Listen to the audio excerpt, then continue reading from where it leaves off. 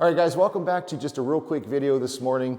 I got my Pitts fuselage back last night from my buddy Don, so I'll show you what he welded and fixed on the fuselage. But this airplane is about ready to go into the paint booth so I can get it primed, painted, and then built back up again.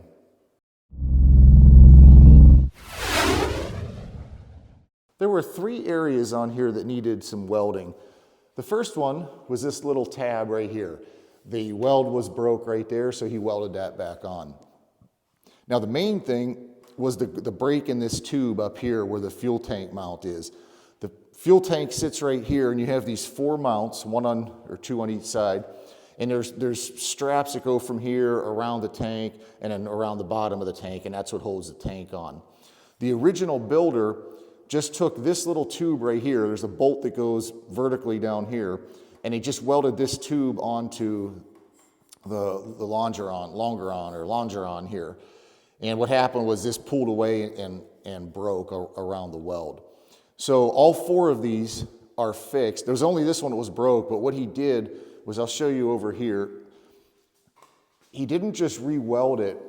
He took this, he made a strap that goes from here, bends around the tube and over to here. So now it's welded all the way around here. So there's a lot more support for each of these little tubes.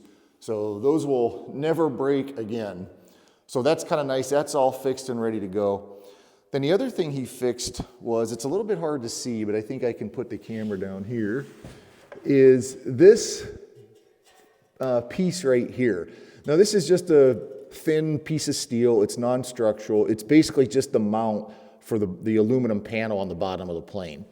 But it was broke right here. It was still attached on the other side, but when I got it back from the sandblasters, they broke the other side off. So this was completely detached. And not only was it detached, but it was really bent and wavy. So he put the nice, there's a little bit of curve to it. He put that nice curve back into it, got it all straightened out, and then, re-welded it back on. He's amazing, not just welder, but just fabricator. What he can do with steel is amazing. So everything now is ready for primer and paint. And ideally, I would love to just take this and get it powder coated because it would be so much easier. But there's places I don't want powder coating, like in here. See these 2 things right here? There's a tube that goes through here, and then the rudder pedal goes on there, and that's how the rudder pedal rotates. So I don't want powder coating in there because I'm afraid the tube won't fit back in there. And then they're kind of hard to see, but let me zoom in here a little bit. You see this curved piece of flat steel right here? That's where that torque tube mounts to under here. There's one there, and then one, where is it? Right up under these tubes. Can't really see it. But I don't want powder coating on the bottom of that because that's sort of like a bearing surface where that torque tube goes. And I think there was a couple other little spots I didn't want powder coating.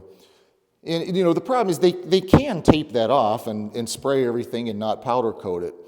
But I'm talking from experience here, because I've had a lot of parts powder coated, and sometimes I'll take it in and be like, don't powder coat this little part of it, or the threads on here, don't powder coat that. And then I get it back and it's all powder coated, and then I have to try to grind off that powder coating. So somewhere between dropping it off and talking to the guy that says, okay, we won't powder coat there, and then it goes to somebody else and they clean the steel, and then somebody else sprays it, and then somewhere in there the instructions get lost, and they could wind up powder coating where I don't want it. And I don't want to have to try to grind powder coating off of there. So I think I'm just going to try to prime and paint it myself. Now the problem with priming it and painting it is there's so many tubes to try to get a paint gun around. So what I did was I went to Harbor Freight and bought one of these real high quality paint guns. It's the smallest one they had. And this is actually, if you remember when I painted my Kitfox fuselage, it was white and I wanted it black. So I actually had this same exact gun and repainted the steel frame on the Kitfox black. And it actually worked really well. It was small enough to be able to get around all the tubes. So I'm hoping this works well for the Pitts, but that's what I'll be using to prime it and paint it. It's got a really small paint cup on here, so it's just easier to fit inside the fuselage and all around all the tubes. Now what I want to show you next are 3 airplanes that Don has built. They're all scratch built. And I don't have a lot of footage or photos of these airplanes. One of these days I do want to go back and do some detailed video, do a detailed video on these airplanes so you can really see the details and how nice these airplanes are. And hopefully I can get Don to talk a little bit about them.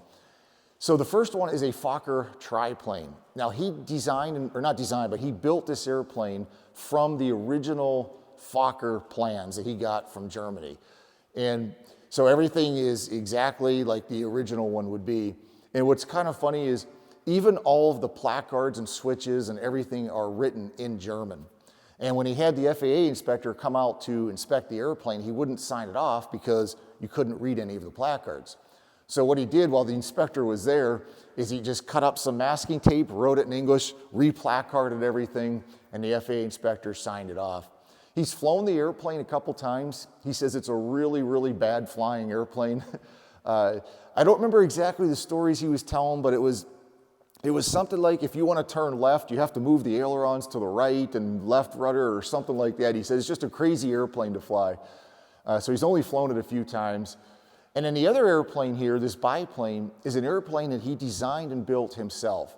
And what's interesting about this airplane is that he designed a control system so that when you pull back on the elevator, all 4 ailerons droop down, which I guess gives it some pretty incredible performance. Now the next airplane, the airplane he just finished, is called a Night Twister. And I don't know a lot about the Night Twister, but I think it's like a 1930s racer type of airplane.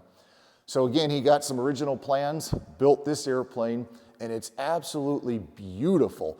And yesterday was, I think, the second, or maybe I think it was the first engine run. He ran it before I got there. Then when I got there, he did the second engine run with a taxi up and down the runway. The airplane is signed off by the FAA. It's all ready to fly. But the problem now is his grass runway is just a little bit too wet at this time of year. So he'll probably have to wait till summer to fly the airplane. But he did do the taxi test, and man, it's a good looking little airplane. Here's some footage of that, and that's all I got for you.